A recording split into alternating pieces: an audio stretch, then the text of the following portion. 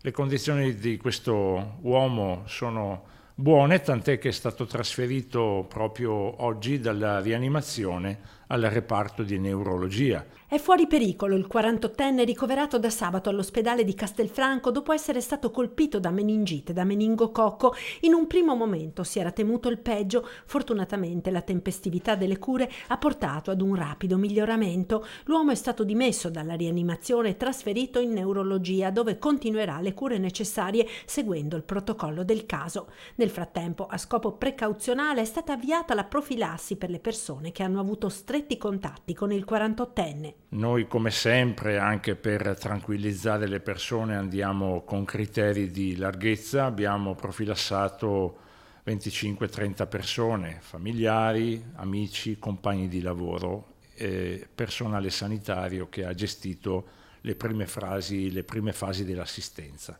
La meningite batterica da meningococco B, dalla quale l'uomo è risultato affetto, è una delle forme più pericolose. Le forme da meningococco possono evolvere verso una sepsi, cioè verso una diffusione di questo germe nel sangue, oltre che nelle meningi, e questo può portare a morte in una percentuale non trascurabile di casi la persona. Fortunatamente per questo giovane uomo le cose sono andate per il meglio.